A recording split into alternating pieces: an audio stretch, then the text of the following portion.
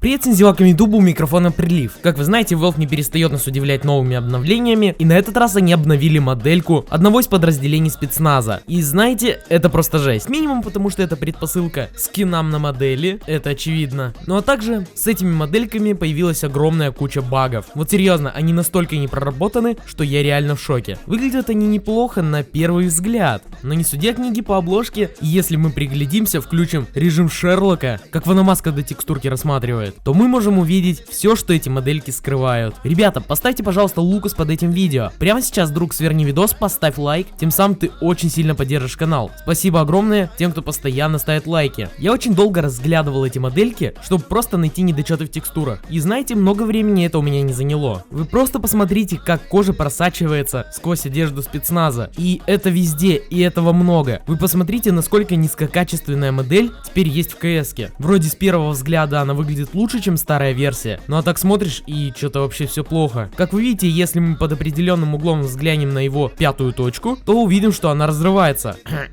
И это, конечно же, не только здесь. Такие баги текстурок находятся по всей модельке, и это реально огорчает. Посмотрите, как идеально наручники вписываются в этот нож. What the fuck, вы серьезно? Огромное количество времени, затраченного на раунд, выделяется беганию с оружием, и нож, соответственно, находится там, где мы сейчас это видим. И неужели это постоянно будет выглядеть так забагованно? По идее, в КС это не особо важно, но это не повод, чтобы так похабно относиться к своим обновлениям. Мне кажется, Valve либо делали это ну прямо на очень скорую руку, либо им уже просто слишком пофиг, и никаких тестов и осмотров, как, например, это сделал просто я, обычный игрок, не было. Вы просто посмотрите сюда, у меня тут просто нет слов. Отвратительнейшая текстура. Это что? Кто-нибудь мне это объяснит? Да мезозой. Вроде на ботинках ничего особенного не было, поэтому к ним я придираться не стал. Также я кинул оружие нашему подопытному боту, и опять же я разочаровался. Вы просто посмотрите, как эти кармашки под гранаты конфликтуют с текстуркой АВП, когда она висит на его спине. Ну вот серьезно, ну почему нельзя было просто каждое оружие дать этому боту, затестить, как это все будет? Неужели это так сложно? Вот это вот безразличие Valve меня просто порой приводит в шок. Ну и последнее, что я записал, просто посылает нахер всю физику CSGO, и вы просто посмотрите на эту спинку. Нет, я